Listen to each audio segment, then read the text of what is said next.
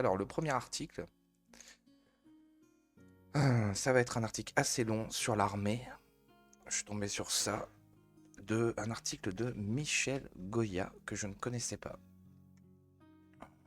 Mhm. Alors, qui est Michel Goya? Un vieux monsieur. Non. Apparemment, Michel Goya est un ancien militaire, est un militaire et historien français, colonel des troupes de la marine. Il devient ensuite enseignant et auteur spécialisé dans l'histoire militaire et l'analyse des conflits.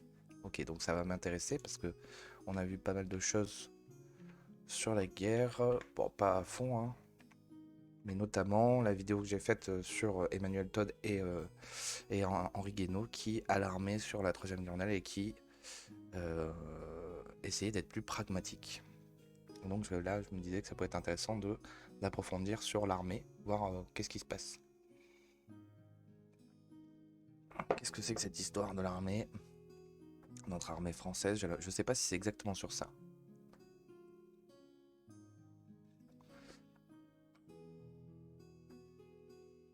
Alors, c'est un article de La Voix et de l'Épée. Bon, je ne sais pas ce que c'est un blog. Mais en tout cas, c'est Michel Goya. Donc, il est assez long l'article, c'est assez massif. Bon, ça va encore en fait. Michel Goya. Donc, ça me paraissait assez intéressant d'avoir son avis. Ça avait l'air très précis. Je sais pas du tout, hein, j'ai pas lu, donc on va découvrir ensemble. Je pense que c'est sur notre armée, pour une nouvelle force d'action rapide. Donc ça va venir corréler, je crois, l'annonce des 400 milliards de Macron. Faut noter que là, il y a eu l'annonce des 400 milliards de Macron, plus les 100 milliards qui avaient été annoncés par l'Allemagne. Est-ce que nous allons vers une vraie Europe, peut-être pas ensemble, mais en tout cas liée avec une vraie armée? Ce qui serait bien. Ça aurait changé pas mal de choses, je pense, par rapport au conflit et de l'Ukraine. Mais bon, moi je m'y connais pas à 100%. En tout cas, allez voir la vidéo sur Emmanuel Todd et Henri Guénaud parce que c'est assez intéressant. Et après, regardez les vidéos qu'ils ont produit chacun. En tout cas, c'est super intéressant de découvrir Emmanuel Todd. Donc là, aujourd'hui, par contre, ça va être Michel Goya, comme je disais. Donc l'article s'appelle Pour une nouvelle force d'action rapide sur le blog de La Voix et de l'Épée. La Voix de l'Épée plutôt. Donc découvrons ça ensemble. C'est parti. Après 25 ans de crise et malgré le hiatus de 2017-2018, les forces armées françaises ont repris des couleurs après avoir été à deux doigts de l'effondrement. Donc effectivement, j'ai entendu pas mal, on peut porter ça au crédit de Macronus Fistus, que en gros le premier quinquennat avait servi à réparer l'armée française et maintenant il a annoncé un gros plan d'armée. Je rappelle que sur 1000 euros, 1000 euros dépenses publiques, il y a environ 37 euros qui est dépensé pour l'armée. Donc c'est pas monstrueux, hein. Faut pas déconner non plus, j'ai vu des trucs comme quoi c'était on donnait tout l'argent à l'armée, on serait content quand on aura besoin de se défendre. 37 euros sur 1000 euros, c'est pas beaucoup comparé aux 600, je crois que c'est 600, au moins 600 euros pour le système social. Donc faut pas déconner non plus. Ok, donc en gros, notre armée française était à deux doigts de l'effondrement. Donc continuons l'article. Il faut quand même rappeler que nos dirigeants avaient sérieusement envisagé en 2013 de ramener le budget annuel de la défense à environ 31 milliards d'euros jusqu'en 2019, et moins encore si affinité avec Bercy. Donc 31 milliards, je crois que c'est même pas 1% du PIB. Parce que voilà, les armées, hein, en général, si les Américains, c'est 4% de leur PIB, donc leur PIB, c'est plus de 20 000 milliards, hein, je crois, un truc comme ça, plus que ça même. Donc c'est 2000 milliards. Mais normalement, si vous voulez une armée digne de ce nom, c'est entre 3 et 4%. Enfin, entre 2 et 4%, je crois. Et nous, avec le plan de Macron, on atteindra les 3%, je crois, en 2030. Alors, les attentats terroristes de 2015 ont finalement inversé la tendance et en 2019, le budget était en réalité de 35,9 milliards pour atteindre 44 milliards en 2023. Donc en gros, il avait quand même un peu réinvesti. Moi, je connais des militaires très très haut placés et c'est super intéressant de discuter avec nos forces, les personnes que je respecte énormément. Cet effort louable se poursuit puisque 413 milliards d'euros sont annoncés dans la loi de programmation militaire de 2024-2030. Voilà, c'est ça. Soit 50 milliards de plus de ce que souhaitait Bercy. Bon, on peut mettre ça au crédit de Macronus, hein, vraiment. On rappellera que, je ne suis pas du tout pour Macron, mais c'est intéressant. On rappellera que les LPM, donc les lois de programmation militaire respectées, sont l'exception. Mais comme celle qui se termine en est déjà une, faisons confiance pour la suite. Faisons aussi confiance à l'inflation, désormais plus élevée, pour ronger au moins 20% de la somme, mais cela reste quand même un effort important. Est-ce le plus important depuis les années 60 et la création de la force nucléaire, comme on l'entend parfois? Nullement. Si, nullement. Donc ce n'est pas du tout le plus fort. Si on faisait le même effort qu'à la fin des années 80 en termes de pourcent de PIB, cette loi de programmation militaire 2024-2030 représenterait plus de 480 milliards d'euros. Donc c'est assez élevé quand même. Est-ce une loi de programmation militaire de transformation? Donc on va dire LPM maintenant. Comme cela est annoncé. Pas vraiment non plus, puisqu'elle est assez largement dans la continuité de la précédente. Comme si la guerre en Ukraine n'avait pas eu lieu. Pas eu lieu parce qu'elle n'est pas terminée. Faut pas déconner non plus. Cela peut se comprendre, on ne sort pas de 25 ans de crise en quelques années et on se trouve toujours dans la réparation des dégâts. Et puis les programmes d'équipement sont des grands paquebots budgétaires que l'on a toujours du mal à lancer, à dévier une fois lancés et encore plus à stopper lorsqu'ils s'avèrent mauvais. Ça rappelle tout ce qui a été fait sur le nucléaire. Il faut bien comprendre dans quelle situation on se trouvait en 2015 après 25 ans de crise. Faisons simple, la force de frappe nucléaire a été réduite. 4 SNLE au lieu de 6. Donc je pense que c'est des sous-marins, je ne sais pas. Moins de 300 têtes nucléaires au lieu de 600. Mais les sous-marins et missiles sont modernes et l'ensemble remplit toujours parfaitement sa mission. Il faudra juste y consacrer une part croissante du budget pour en particulier financer le remplacement des SNLE.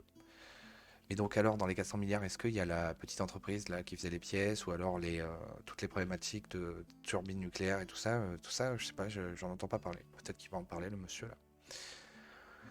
Donc continuons. Au total, en 25 ans, la Marine nationale s'est contractée de 40% de ses effectifs. Putain, a perdu un peu de tonnage avec un seul porte-avions au lieu de 2, 6 sous-marins nucléaires d'attaque au lieu de 12 et a conservé sensiblement le même nombre de frégates du premier rang, 15, et 3 porte-hélicoptères d'attaque au lieu de 4 grands navires amphibies. Le déficit le plus important réside plutôt dans les navires de second rang. Cette réduction de volume a été compensée par des moyens plus modernes qui autorisent au bout du compte une puissance de feu, entre parenthèses une projection de puissance en termes de plus technocratique, plus importante. La Marine nationale peut toujours assurer toutes ses missions, mais a perdu une certaine capacité de présence. L'armée de l'air et de l'espace a perdu la moitié de ses effectifs et la moitié de ses avions de combat. L'excellence et la polyvalence de l'avion Rafale a compensé en grande partie cette perte de volume, mais si les Rafales peuvent faire beaucoup de choses et même à longue distance, ils ne peuvent être partout. La capacité de renseignement aérien s'est accrue. Celle de transport et de ravitaillement en vol s'est amoindrie jusqu'à devenir critique. Lire, on est obligé de faire appel aux Américains lorsque cela dépasse un certain seuil. Les choses s'améliorent mais restent insuffisantes. Le véritable effondrement a touché l'armée de terre. Plus exactement, on a détruit son corps de bataille. Revenons encore en arrière, lorsqu'on décide de disposer d'une force de frappe nucléaire, au début des années 60, on admet aussi très vite que c'est insuffisant en soi pour assurer réellement une dissuasion complète. Le nucléaire, c'est très bien pour dissuader du nucléaire. Si le bloc totalitaire, ambitieux de dominer et brandissant un terrible armement, décrit par le général de Gaulle, lance des missiles thermonucléaires sur nos villes, nous faisons la même chose sur les siennes. Voilà, bon, ça d'accord. Et c'est parce que nous avons toujours la possibilité de riposter. Et cela, quelles que soient les tentatives de l'ennemi de détruire notre force nucléaire, que cette attaque n'aura pas lieu. Mais si l'ennemi ne dispose pas d'armes de destruction massive susceptibles de nous frapper, que faisons-nous? Nous utilisons nos armes nucléaires en premier? Si cet ennemi menace nos intérêts vitaux, par une invasion par exemple, et qu'il n'est pas doté de l'arme nucléaire, cela se justifie pleinement. S'il ne menace pas nos intérêts vitaux, et qui plus est, si la guerre se déroule hors du territoire français, c'est plus compliqué, voire impossible, tant la réprobation internationale et peut-être même intérieure serait forte. Des pays dotés ont ainsi subi des échecs parfois lourds face à des pays non dotés sans oser utiliser l'arme nucléaire. Les États-Unis en 1950 en Corée, ou plus gravement au Vietnam, la Chine contre le Vietnam en 1979.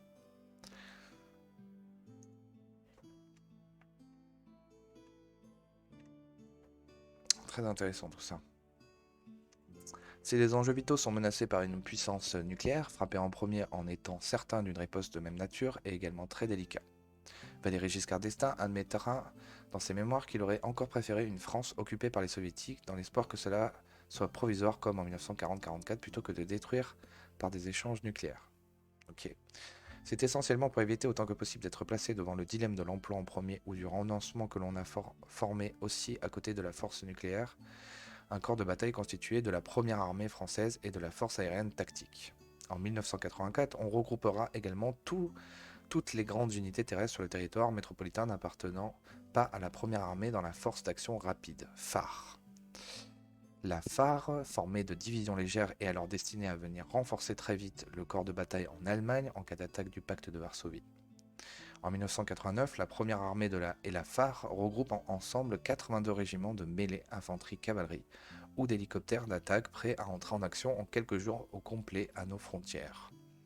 En arrière, la défense opérationnelle du territoire dispose en plus de 55 régiments de mêlée, pour l'immense majorité composés de réservistes. C'est un ensemble cohérent et solide, même si financement du nucléaire oblige, il n'est pas aussi costaud que celui de la République fédérale allemande. Il a un gros défaut. Puisqu'on refuse d'engager les soldats appelés et les réservistes dans des opérations extérieures, on est obligé de puiser dans les seuls régiments professionnels pour assurer ces missions. On forme parfois des unités de volontaires service long, VSL, en clair des appelés qui acceptent de servir quelques mois au-delà de la durée légale de service, pour les compléter dans les missions autres que la guerre, mais tout cela ne représente pas un volume important. Jusqu'aux années 90, on ne déploie jamais plus de 3000 hommes dans une opération de guerre ou de confrontation à l'extérieur. Mais je croyais que l'opération Barkhane en avait déployé environ 5000 hommes. Ok, bon. Tout semble cependant aller pour le mieux jusqu'à ce que survienne l'imprévu. Ce changement complet des règles du jeu international qui intervient fatalement toutes les 15 à 30 ans depuis 200 ans. À l'extrême fin des années 1980, la présence soviétique que l'on pensait immuable en Europe orientale disparaît devant la volonté des peuples et l'Union soviétique elle-même se décompose rapidement. La guerre froide se termine.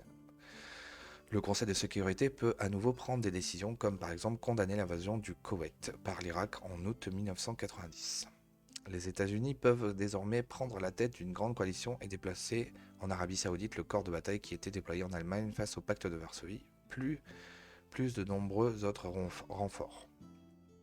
Les Britanniques, qui ont également une armée professionnelle, font de même et déploient plus de 50 000 hommes. Ok, je savais pas du tout ça. Pour nous, c'est plus compliqué. La participation à la coalition paraît obligatoire, mais malgré le précédent de la confrontation avec la Libye, et même de l'Iran dans les années 80, ou encore le spectacle de la guerre des Malouines en 1982, nous avons abandonné l'idée d'avoir à mener une guerre de haute intensité contre un État hors d'Europe. Comme François Mitterrand s'oppose absolument à envoyer des appelés, un interdit qui date de la fin du 19e siècle, rappelons-le, et comme personne n'a songé à pouvoir faire monter en puissance notre corps professionnel avec une forte réserve opérationnelle d'hommes et d'équipements, on réussit à regrouper péniblement 16 000 hommes pour constituer la division Daguet, associée à une petite force aérienne de 42 avions de combat. Petit aparté, tout le monde est alors persuadé que l'affrontement contre l'armée irakienne, inconcevable quelques mois plus tôt, sera meurtrier pour nos soldats et on s'attend à des centaines de morts. La chose est pourtant acceptée par l'opinion publique, ce qui paraissait tout aussi inconcevable. Donc là, on reste dans les années 80. Au bout du compte, nos soldats au sol et en l'air font le travail, mais relégués à une mission secondaire avec des moyens très inférieurs à ceux de nos alliés, l'expérience est un peu humiliante. Qu'à cela ne tienne. Après Mitterrand qui refusait tout changement, Jacques Chirac conclut que pour redonner une capacité de haute intensité lointaine, il faut professionnaliser complètement les forces et les regrouper dans une nouvelle phare. On envisage de pouvoir déployer en 2015 plus de 60 000 hommes et un peu plus d'une centaine d'avions de combat n'importe où dans les 3 cercles stratégiques France, Europe et monde. Et c'est là qu'interviennent les dividendes de la paix. Si on avait simplement maintenu l'effort de défense de 1989, une époque pas forcément florissante par ailleurs, on aurait pu réaliser ce plan 2015. On peut imaginer rétrospectivement ce que l'on aurait pu faire, les morts que l'on aurait évitées, les résultats supérieurs que l'on aurait obtenus et quel aurait été le poids de la France jusqu'à aujourd'hui l'aide à l'Ukraine si on avait eu cette nouvelle force d'action rapide. On ne l'a pas eu, on a préféré faire des économies. Comme je disais, là c'est moi qui parle, il y a le budget sur 1000 euros, il n'est pas énorme. Enfin bon, c'est pas grave. Ces économies, on l'a vu, ont surtout porté sur l'armée de terre qui a perdu presque 70% de ses effectifs et à peu près autant de tous ses équipements majeurs, en conservant des échantillons. Une petite artillerie au sol-sol, une toute petite artillerie sol-air, une petite force de chars de bataille, etc. À titre de comparaison, on représente entre 10 et 20% de la capacité de déploiement de l'armée ukrainienne au début de 2022, alors que le budget de cette armée ukrainienne représentait 10% du nôtre. C'est intéressant. Si au moins on avait prévu une remontée en puissance avec des régiments de réserve, des équipements en stock, avec du rétrofit, mais même pas. C'est même ce que l'on a supprimé en premier, au nom du juste suffisant en flux tendu et de la même réticence à engager des réservistes en opération qu'auparavant des appelés. Au bout de ce processus de fonte, la capacité de projection de force diminuée, la moitié à chaque livre de moitié, pardon. Attendez. La capacité de projection de force diminuée de moitié à chaque livre blanc de la défense. 30 000 en 2008, 15 000 en 2013, avec 45 avions de combat, dont ceux de l'aéronaval.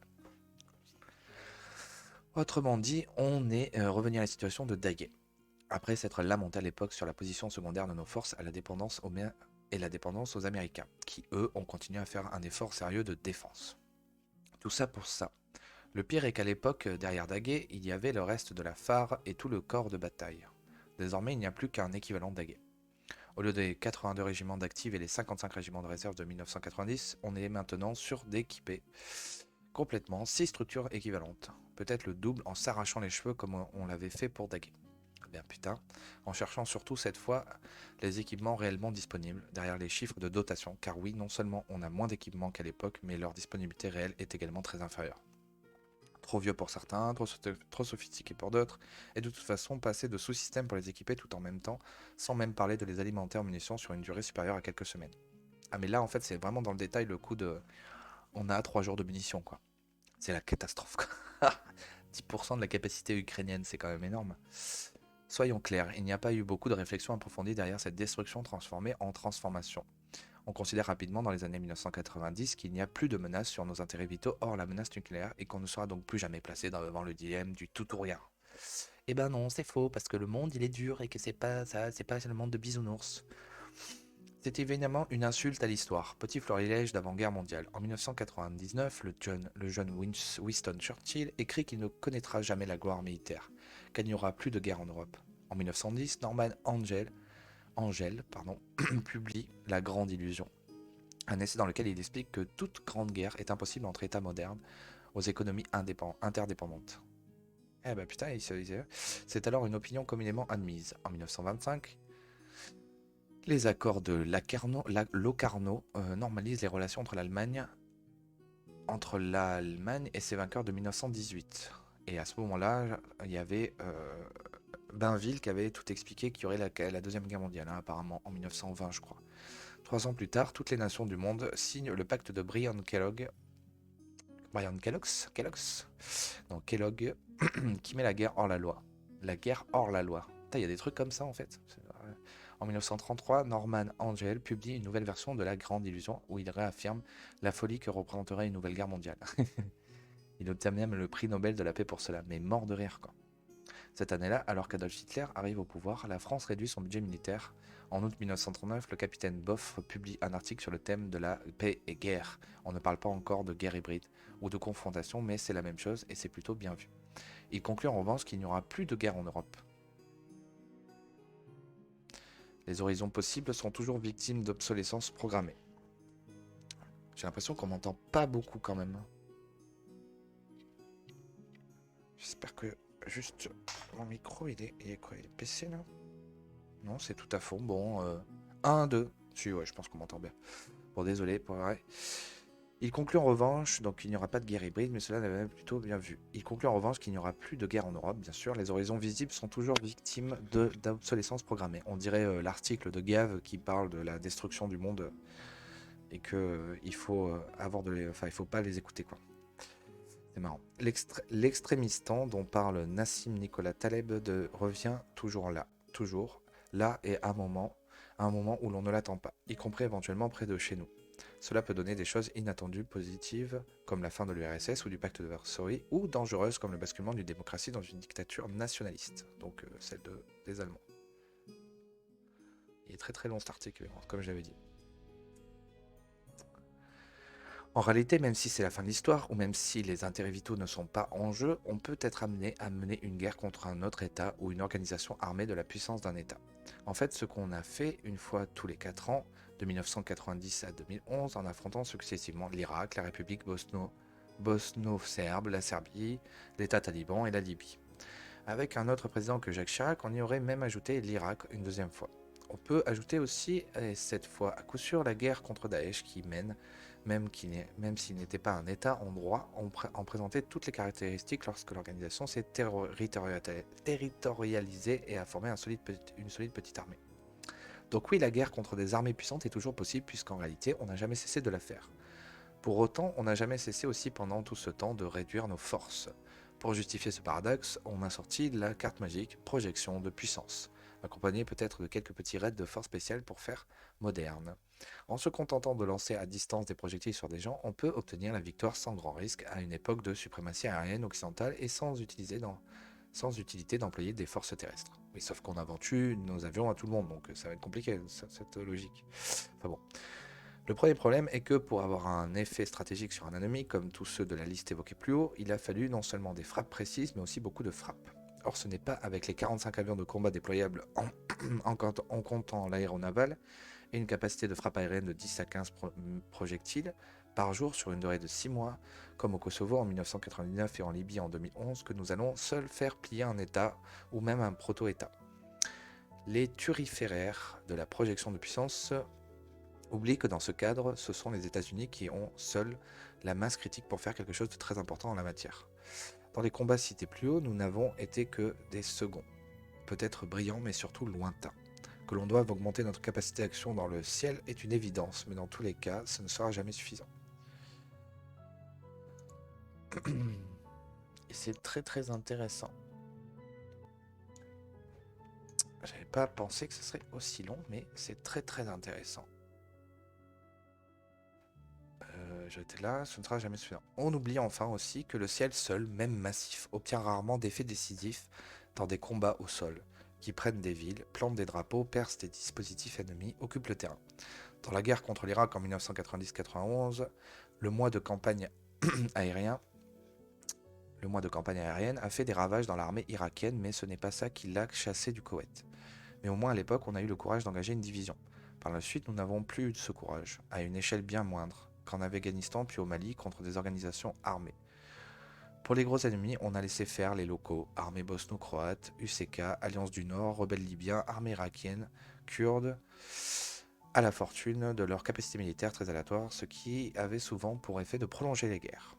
Pour le reste, les forces terrestres ont fait des missions sans ennemis, interposition, opérations humanitaires, armées, ou de services après-guerre, stabilisation, sans forcément beaucoup de réussite, mais quand même des morts. Oui, parce que par exemple au Mali, on a eu quand même 80 morts, je crois. 81. Tout cela est à la fois lâche et contre-productif. L'État islamique a cessé d'être une base d'attaque terroriste de grande ampleur et au loin, comme par exemple en France, comme quand il a cessé d'être un territoire. On aurait engagé les quelques brigades que nous avons encore en Irak et en Syrie contre Daesh avant 2015, on aurait peut-être évité les attentats de novembre. Ouais. Et si on les avait engagés après cela, aurait au moins servi à les venger et empêcher qu'il y en ait d'autres. Ah, c'est beau ça. Les venger. J'ai toujours l'impression qu'on les a jamais vengés. Tous ces morts. 2015-2016, hein, monsieur, parce qu'il y a eu aussi 2015 à Nice, quoi. Un pays voisin aurait envoyé un commando en France pour tuer 131 personnes dans une grande ville. On aurait un peu espéré, en tout cas, envoyer notre phare et notre corps de bataille à l'attaque, à condition qu'il y en ait eu encore. On ne l'a pas fait contre l'État islamique. Michel Debré disait qu'on n'est pas crédible dans notre capacité à défendre nos intérêts vitaux en utilisant l'arme nucléaire, si on ne l'est pas dans la défense de nos intérêts secondaires. Être crédible, c'est être fort. Or, nous ne sommes ni l'un ni l'autre. Si on ne peut rien faire d'important sans les Américains et si on n'a pas des divisions à jeter sur l'ennemi sur très court préavis et sans faiblir. L'opération Serval au Mali était remarquable en tout point, de la volonté politique à la mise en œuvre tactique des forces aéroterrestres. Le problème est qu'on le veuille ou non, on n'aura pas éternellement à affronter que des petites organisations armées regroupant un total de 3000 combattants légers. Il faut donc au moins dans un premier temps reconstituer complètement nos brigades existantes avec tout leur équipement, reformer des régiments de commandement et de soutien, remettre le soutien dans les régiments, créer des montagnes de fer de munitions et de toutes les choses nécessaires pour combattre à grande échelle. Il faut reformer au plus vite des corps de réserve qui pourront éventuellement être engagés en opération. Pour faire du vite, fort et loin, il faut aussi repenser nos équipements de transport, des hélicoptères lourds ou aux avions de transport stratégique, un énorme chantier négligé. Et puis il y a la révolution à faire dans nos équipements. Sans doute serait-il plus souple et plus économique que chaque armée s'occupe des équipements qui lui sont propres, avec un budget d'investissement spécifique en laissant à la DGA la gestion de programmes communs. Il faut faire exploser les normes et contraintes. Les soldats réguliers meurent autant que ceux du commandement des opérations spéciales qui bénéficient de dérogations. On n'est pas obligé d'attendre 9 ans entre la décision et l'achat sur étagère pour remplacer un fusil d'assaut. Il faut sortir de l'artisanat de luxe pour retrouver un centre de gravité coût-efficacité, c'est-à-dire sophistication masse, plus rationnel que l'achat de missiles anti-chars 17 fois plus chers que ceux qui les remplacent. Sur notre incapacité à produire des drones armés qui ne soient pas aussi chers et complexes que des avions de chasse, on a visiblement fait aucun retour d'expérience de la guerre en Ukraine pour cette LPM, sinon on aurait découvert que c'est le rétrofit qui a permis aux deux adversaires de combattre à cette échelle et à cette durée. Pardon, peut-être qu'un jour, on apprendra aussi à en faire. On apprendra, je pense qu'il y a peut-être qu'un jour, on apprendra aussi à en faire, donc les drones, je pense. Il paraît qu'on se penche enfin sérieusement sur toutes ces questions, c'est la meilleure nouvelle du moment. Donc on arrive à la fin. En résumé, une armée n'est pas une accumulation de programmes d'équipement, mais un ensemble de forces destinées à faire face aux scénarios d'emploi les plus probables et ou les plus graves pour la France. Le plus probable, c'est la confrontation sous le seuil de la guerre ouverte et nous n'y sommes pas préparés correctement, oubliant les leçons du passé et ne constituant même pas les stocks de réserve pour remonter en puissance très vite ou aider militairement à grande échelle un pays allié. Le plus grave, c'est la guerre à haute intensité contre un État et là nous sommes encore moins prêts. Michel Goya, le 27 janvier 2023. Donc c'est passionnant, absolument passionnant cet article, en fait. Loi programmation militaire. Excellent. Donc encore une fois, on commence à avoir des gens qui ouvrent leur gueule. Et pourquoi ils l'ont pas fait plus tôt déjà, avant l'élection présidentielle? Bon, ça m'énerve toujours, mais bon, c'est comme ça. Militaire, grande échelle, voilà. Donc il y a un investissement monstrueux à faire pour revenir en fait dans l'histoire, quoi. L'histoire a été oubliée. Les dividendes de la paix, quoi. C'est vraiment ça, quoi. C'est absolument passionnant, quoi. Putain, il est stylé cet article, hein, franchement. C'est génial. Merci Michel Goya pour ce petit cours. C'est tout à fait passionnant.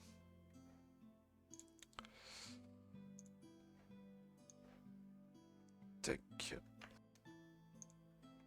Une petite pause.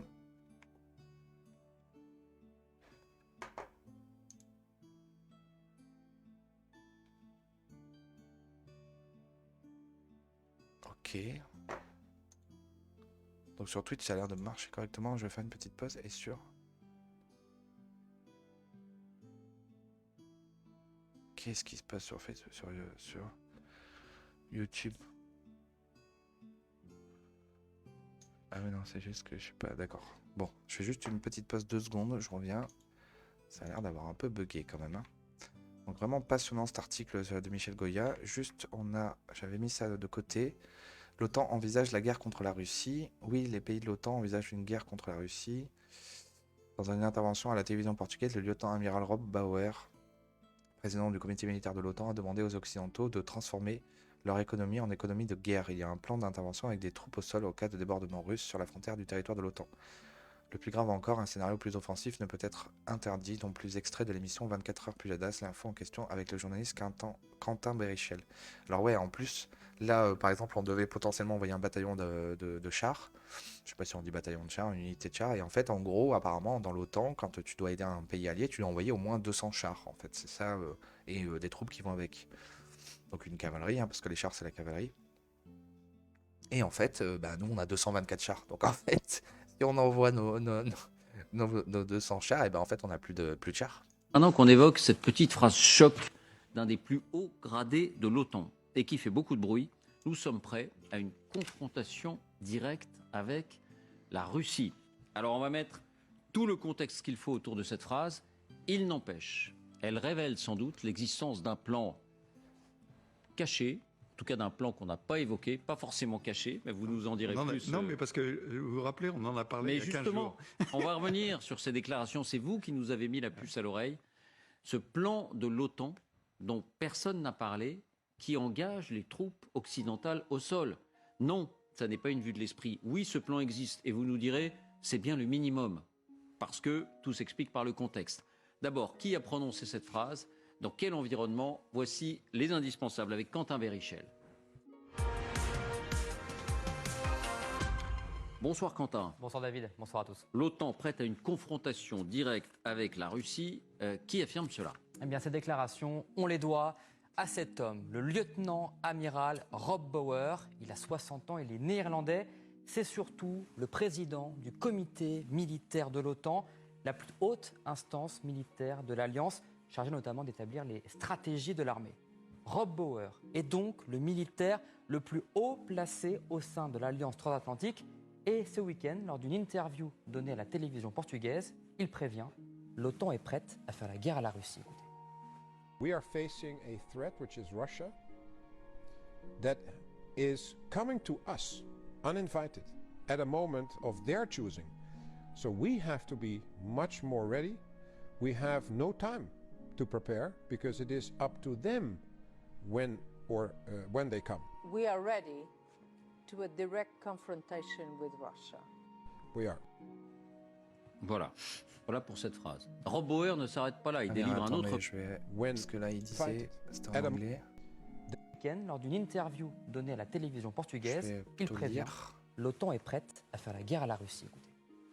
We are facing Nous affrontons une menace qui vient de Russie et elle vient à nous sans y être invité. coming to us uninvited at a moment of their C'est Bauer choosing. qui parle à ce So moment. we have to be much more Nous ready. devons être plus We que prêts. have no Nous n'avons time pas le temps de to nous prepare préparer parce because que it ce is sont up to eux them qui décident du rythme de la when they guerre. come. We are ready Nous sommes prêts à une to a confrontation direct directe avec la Russie. confrontation with Russia. We are. On est. Voilà. Oh là. Voilà pour cette phrase. Ah oui, d'accord. Non, mais c'est un truc de fou. Et ça, c'est quand ça ? C'est hier en fait. Ok. Tout va bien. Rob Bauer ne s'arrête pas là, il délivre un autre message aussi, Quentin. Va Oui, bien. Rob Bauer leur demande aux alliés occidentaux de se préparer eux aussi à cette guerre. Pour gagner la guerre contre la Russie, si elle devait avoir lieu, les membres de l'OTAN doivent, sans exception, transformer leur économie en économie de guerre. Certain raw materials, certain production facilities that are required for Faut que je lise. defense production. Sans exception, transformer leur économie en économie de guerre.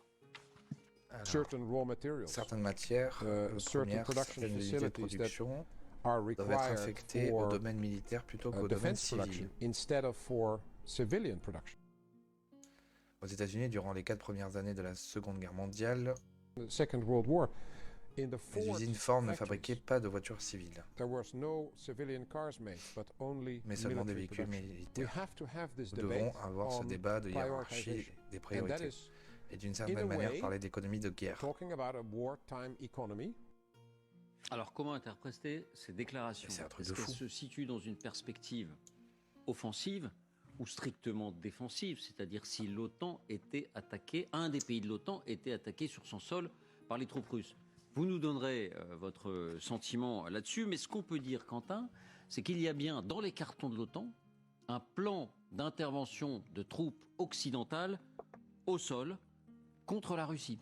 Oui, et c'est vous, Général Trinquant, qui leviez le voile justement sur cette réalité il y a plusieurs jours. Les experts de l'Alliance y travaillent depuis des mois.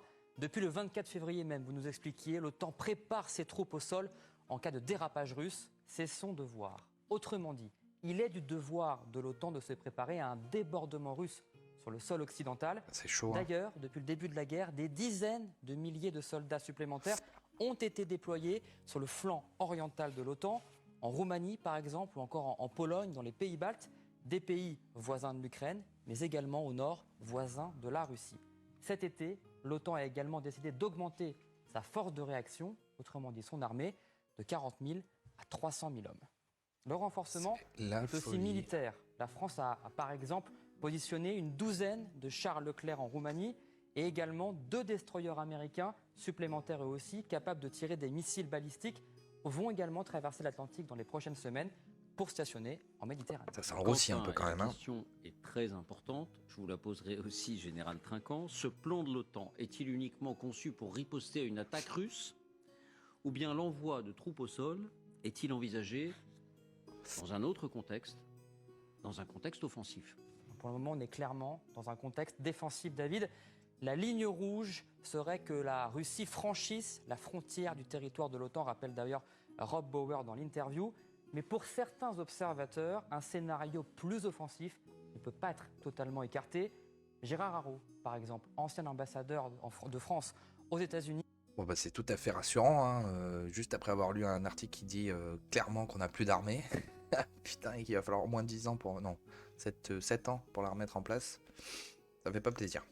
Explique, nous avons franchi un seuil dans notre engagement qui nous interdit d'accepter une défaite de l'Ukraine. Nous sommes allés trop loin pour reculer. En clair, si la contre-offensive de Moscou, dont on parle depuis des semaines, aboutissait par exemple à la chute de Kiev, que ferait l'OTAN? Eh bien pour Jean-Dominique Merchet, éditorialiste à l'Opinion qu'on connaît bien ici, la question d'intervenir militairement se poserait forcément. Écoutez. Dans quel cas la question pourrait se poser? Dans le cas, par exemple, d'une offensive russe de grande ampleur qui réussirait à percer le front, par exemple à Kiev ou ailleurs, dans le Donbass. Là, si l'armée ukrainienne était menacée de défaite, d'effondrement, la question pourrait se poser. Merci Quentin. Bon ben voilà. Ça pour le dossier armée, Ukraine, machin, tout le bordel, ça sent pas bon, mais alors pas bon du tout. Ça sent le Russie. Putain. En fait, plus je m'informe, plus c'est... Non, il faut pas paniquer. C'est juste on fait face à la réalité ici, c'est pour ça qu'on est là. Et donc maintenant, on va faire face à l'autre réalité de notre pays. Là plutôt la politique intérieure et donc bien évidemment la France orange mécanique qui se fait toujours plus massacrer.